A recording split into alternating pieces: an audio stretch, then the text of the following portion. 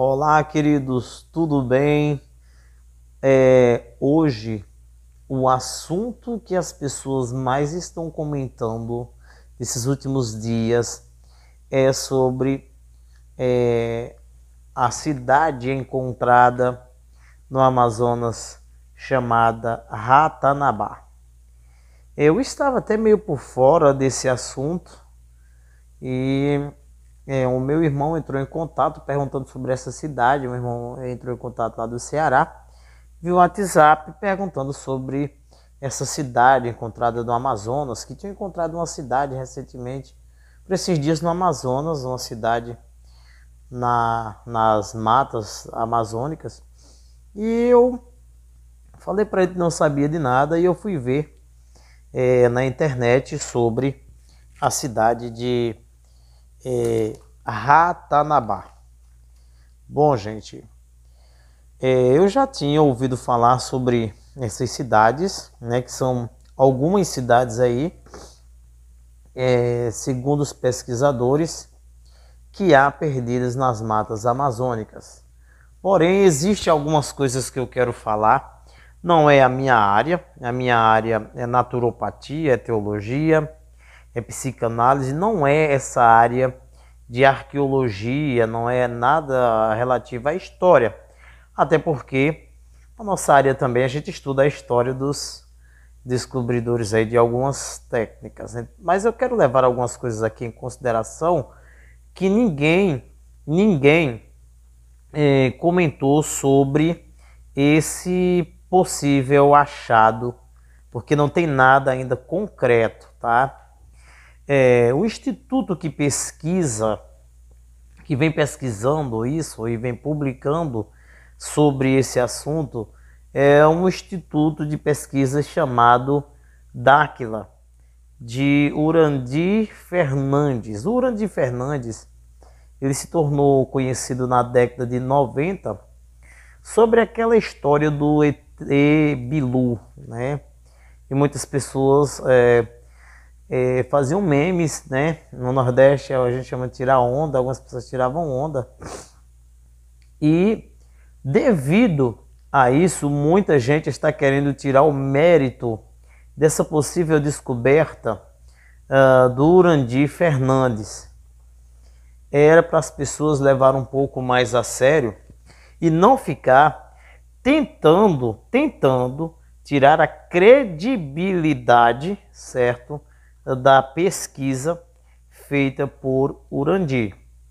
Já vi até pessoas comentando que ele não foi o primeiro, devido a algumas pesquisas aí já publicadas do Eduardo Góes. Eduardo Góes é um pesquisador da USP, né, que tem feito descobertas de alguns objetos de algumas cidades e civilizações antigas.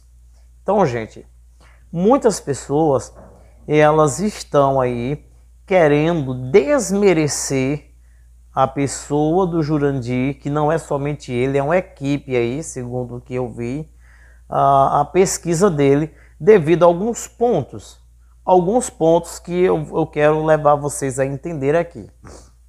O primeiro ponto que eles querem é desmerecer a pesquisa do Urandir, é que ele, segundo eles, Ratanabá tem cerca de 450 milhões de anos. Bom, se ele está fazendo essa base dele aí dentro dessa quantidade de anos, isso não quer dizer que não exista ou não existiu essa cidade chamada Ratanabá, a capital do mundo, como tem outras cidades por perto aí. Não é pelo fato dele dizer que ela tem cerca de 450 milhões de anos. Tem que se investigar de onde ele tirou essa base, certo? Porque em relação ao tempo pode haver controvérsias, tá? Uns dizer que tem X anos e outros dizer que tem tal ano. Os achados de Eduardo Góes, por exemplo, Tem cerca de 2.000 anos antes de Cristo, 6.000 anos antes de Cristo, algumas coisas que ele encontrou e data-se por mais ou menos essa quantidade de anos aí. Outra coisa que as pessoas querem desmerecer a pesquisa do Instituto D'Áquila é que ele não é ligado a nenhuma outra instituição. Isso não, para mim, não tem nada a ver. Uma pessoa fazer um achado e invalidar porque o Instituto não é ligado a nenhuma outra coisa. Não é ligado a nenhum outro instituto de pesquisa do governo ou de quem quer que seja. Não, se ele fez o achado, se ele publicou, diga então, prove ao contrário, que é mentira.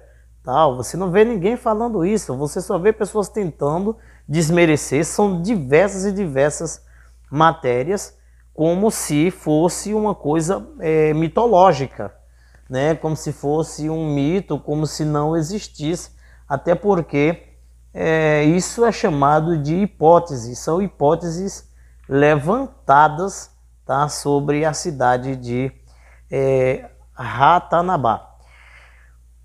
Outro ponto que estão usando para invalidar o Urandi é pelo fato de acreditar que a Terra ela é plana, né? Que a Terra é plana. Existem muitos que acreditam aí que a Terra é plana. Existem muitos que acreditam nessa teoria. Então, se é para invalidar por causa dessas coisas que você não concorda, que ele acredita e uma série de pessoas acreditam que a Terra é plana e quer invalidar o achado de Ratanabá, você também acredita e segue num monte de pesquisas aí de cientistas que acreditam na evolução. E você que é cristão, você não acredita na evolução, você é criacionista. Mas você não invalida outras pesquisas pelo fato do cientista acreditar na teoria da evolução ou na teoria do Big Bang. Certo? Então, a gente tem que aprender o seguinte, aprender a tirar o espinho do peixe. Tá? A gente tem que aprender a analisar tudo. O apóstolo Paulo diz aprender de tudo, mas reter o bem. Nós precisamos fazer isso. Então, nesse fato aqui, a minha opinião sobre o achado de Urandi deve passar por esse crivo. E existem cientistas que acreditam em ETs. Existe até institutos fora aí que fazem pesquisa sobre ETs. E tem teorias sobre outras coisas que você concorda até o momento como verdadeiro. Então não vamos usar essa tese para invalidar a pesquisa do Instituto D'Áquila em relação à cidade. Quero que você entenda, em relação à cidade, certo? Outro ponto que se tem que levar em consideração é que alguém cedeu ou alguém alugou para ele, sei lá, uma tecnologia de última geração, que é o LiDAR. Né? LiDAR é uma tecnologia que faz um mapeamento do local, certo? De forma aérea, certo? É uma tecnologia que foi usada, inclusive, em achados arqueológicos em outros locais do mundo. Então, você pode tentar neutralizar a teoria do Urandi, pode tentar neutralizar a pesquisa, mas tem que concordar com a tecnologia avançada. E quem usou a tecnologia não contradiz o Urandi. Então nós temos que olhar os dois lados. Existem interesses por trás, existe um ciúminho aí por trás devido ao sucesso nos últimos dias. Outra coisa que estão utilizando é que estão dizendo que o Urandi está aproveitando o momento para lançar a sua teoria por causa do sumiço do Bruno e do Phillips, né? Que Philip, eu acho que é esse nome aí do pessoal que sumiu, né? Desapareceu. E justamente a cidade de Ratanabá, ela entrou, bombou de novo aí. E essa pesquisa não é nova. O Urandi já vem pesquisando desde 1992 sobre a cidade de Ratanabá. Então, o que é que a gente tem que fazer? Não vamos também desmerecer os demais arqueólogos. Isso é um trabalho de grupo. Muita gente precisa ver, certo? Analisar bem sobre esse fato. Buscar entender por que eles acreditam que foi outros povos. Inclusive aí o Instituto Dáquila, ele fala de um povo chamado Murios, né? Os Murios, um povo que não tem comprovação científica da existência desse povo. Se existiu ou não, então tem que pesquisar que povo era esse e mostrar a realidade para o povo. Não só falar, até papagaio fala, pessoal, até papagaio fala. Quero ver provar. Então, é juntar todo mundo, fazer a pesquisa e provar, certo?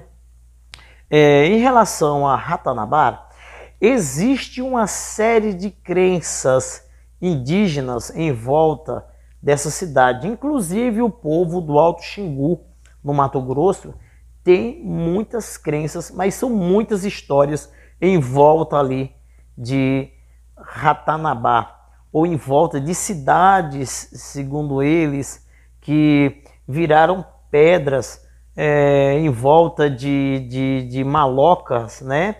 Que viraram pedras, foram petrificadas, segundo eles, por Deus, né? Deus petrificou para preservar a história. Pesquise sobre isso. Você vai encontrar fontes na internet. Você pode encontrar aí no canal da Índia. E Sani Kalapalo, ela fala sobre algumas histórias, porque vai muito mais além. O povo indígena aqui do Amazonas também tem muita história em volta dessa cidade. Então, eu quero reforçar para você entender e não ir só pela mídia, o que a mídia está falando em volta do Urandi, que muita coisa que ele está publicando, está falando sobre Ratanabá é baseado em contos e histórias indígenas em volta dessa cidade. Se é verdade ou não, somente pesquisas aprofundadas para comprovar. E isso não é fácil, gente. Isso não é fácil porque para se fazer escavações tem que haver uma legalização, uma permissão para escavar e tal e tal. Eu não sou arqueólogo, mas quem é arqueólogo sabe muito bem disso. O Rodrigo Silva, ele se pronunciou sobre isso, ele é arqueólogo, é a área dele, né? Mas é voltado ali ao Oriente Médio, como ele sempre fala, né? Mas ele se pronunciou, eu creio que foi ontem, ele fez um vídeo se pronunciando sobre Ratanabá.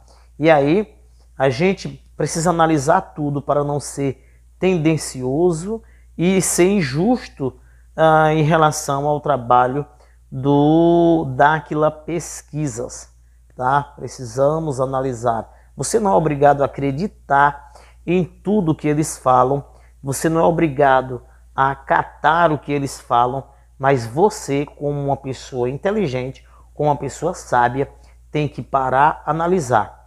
Infelizmente, a população brasileira está agindo de uma forma como um menino, querendo ridicularizar um trabalho pelo fato de estar ligado a coisas mitológicas, tá? Sobre todas as cidades antigas, existem muitos mitos em volta delas. As pessoas contam muitas histórias. Vou citar aqui um exemplo. Eu sou nascido numa cidade chamada Jardim, no Ceará. E lá na cidade de Jardim tinha um sítio chamado Sítio da Cruz. Lá tem uma casa, não sei se ainda está de pé, uma casa antiga. E lá nessa casa antiga contava-se várias histórias, vários mitos. Então as pessoas passavam e jogavam pedra nas pessoas, jogavam areia. Eu uma vez até vi um pássaro bem próximo de mim, eu estava caçando de baladeira atirei no pássaro, eu vi o pássaro morto ali diante de mim, muitas penas voando. E quando eu cheguei lá onde estava o pássaro, era uma pedra, não tinha pássaro coisa nenhuma. Entende? Tudo isso, eu estou citando aqui um exemplo para você ter base, que em volta de casas antigas, casas abandonadas, fazendas, casas de fazendas e tal, existe um monte de histórias em volta daquela casa ou em volta daquela coisa. Da mesma forma é sobre esses locais. Então você precisa analisar o que é mito e o que é verdade. No meio das muitas conversações, muita gente está querendo se aproveitar para diminuir uns e elevar outros. Deixar uns para frente e levar outros para trás. Em relação ao Urandi falar que o homem pode ter surgido aqui, lógico que eu não acredito. Eu acredito na Bíblia, acredito que o homem surgiu na Mesopotâmia. A palavra Mesopotâmia lá no Oriente Médio, né? A palavra Mesopotâmia quer dizer terra entre rios. Então, Deus criou o homem naquela região. Agora, como eles veio parar aqui, aí é outra história.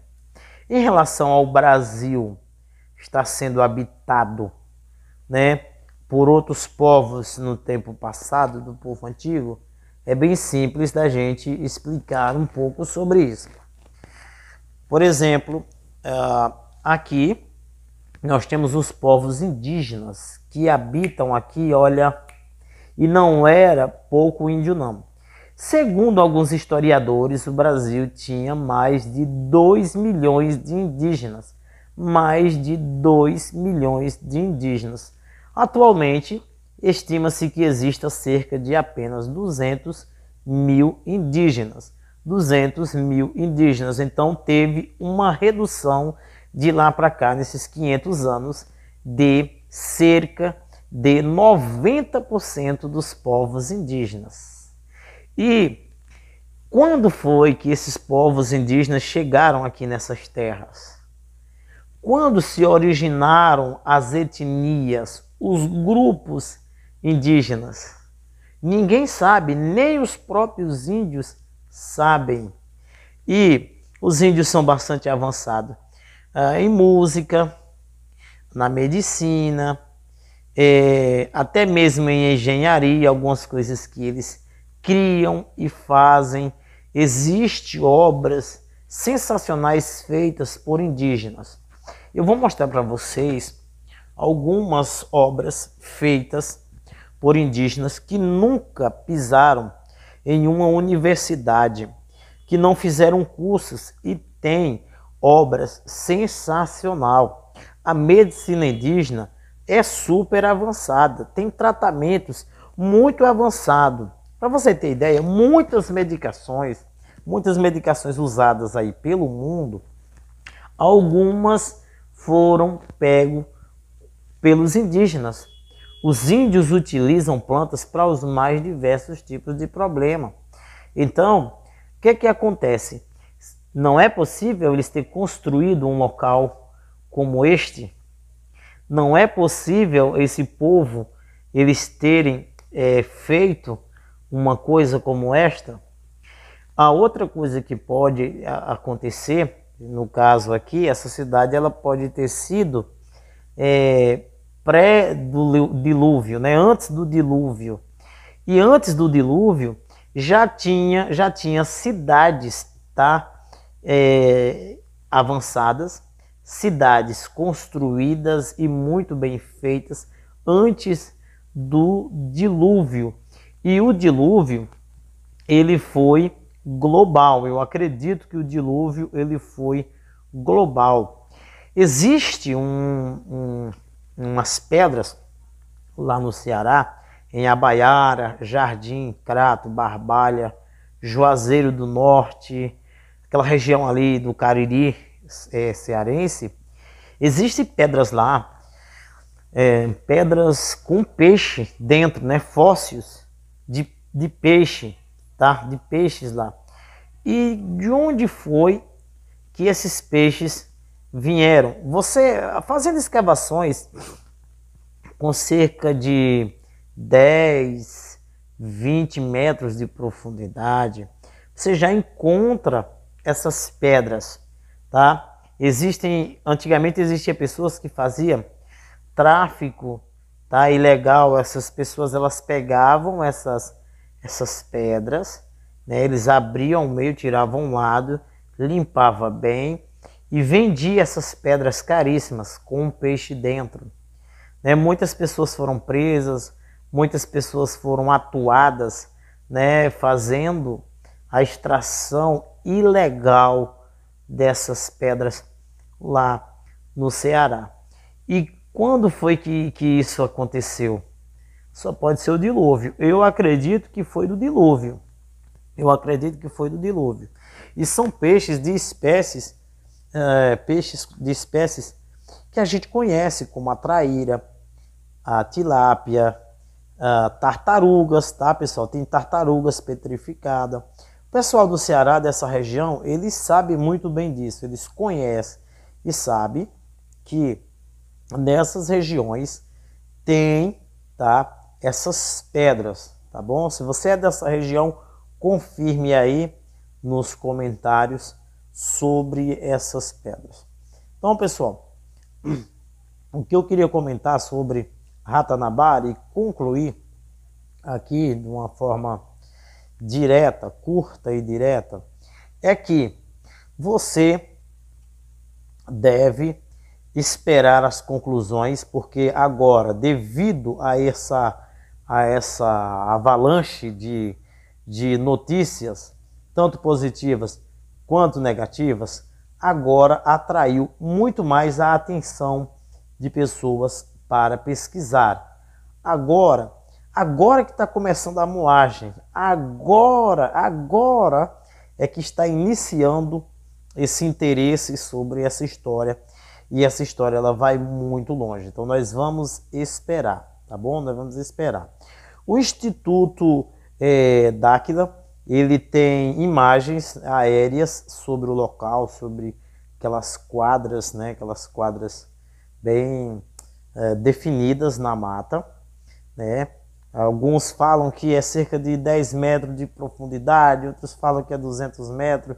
Ninguém sabe.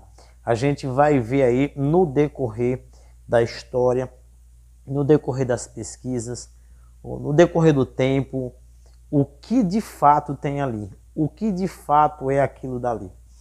Não vamos tirar conclusões precipitadas, não vamos tirar conclusões antes do tempo. Lógico que existe muito mito, mas também existe verdade, né? Existe verdade. Então, as pesquisas vão revelar.